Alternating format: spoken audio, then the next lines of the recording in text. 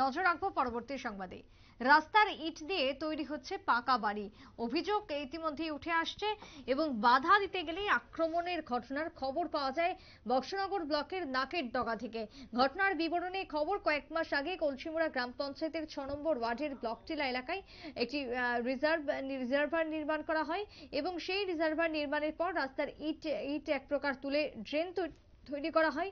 ব্রিক্সোরিং রাস্তা ড্রেন করার জন্য ইট সরানো হয়েছিল এবং ওই ইটগুলি এলাকার গোপাল দাস নামের এক বয়স্ক ব্যক্তি প্রত্যেক দিন চুরি করতেন এবং চুরি করে নিজের যে পাকা বাড়ি সেই বাড়িতে ব্যবহার করছিলেন বলে খবর।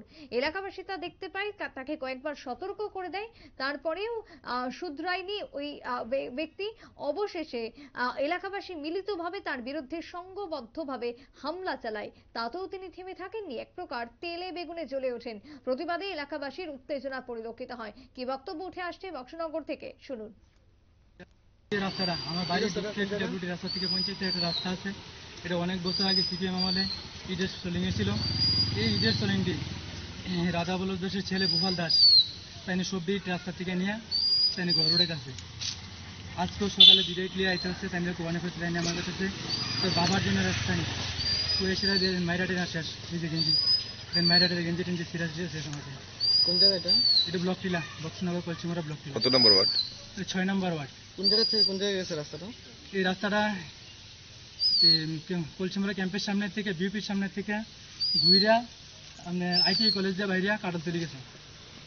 এই ইটগুলো রাস্তা থেকে মানে কিসের কারণে ড্রেন হচ্ছে না কোনো? এটা একটা আপনার আপনার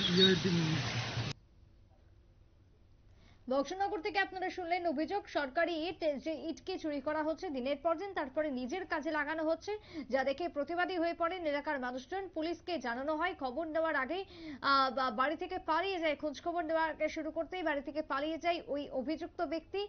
তবে পরবর্তীতে তাদেরকে সাথে ধরা হয়, গ্রেপ্তার করা হয়, সেই দাবি এখন উঠে আসছে এলাকার সূত্রে। তবে তাদের চুরির কারণে রাস্তা তৈরি হচ্ছে না ঠিক মতো, রাস্তার ইট সরিয়ে নেওয়ার ফলে বেহাল দশায় পরিণত হয়েছে রাস্তাটি, এমনটাই অভিযোগ উঠে আসছে বক্সনগর থেকে। ছোট্ট বিরতির পর ফিরবো, সঙ্গে থাকুন।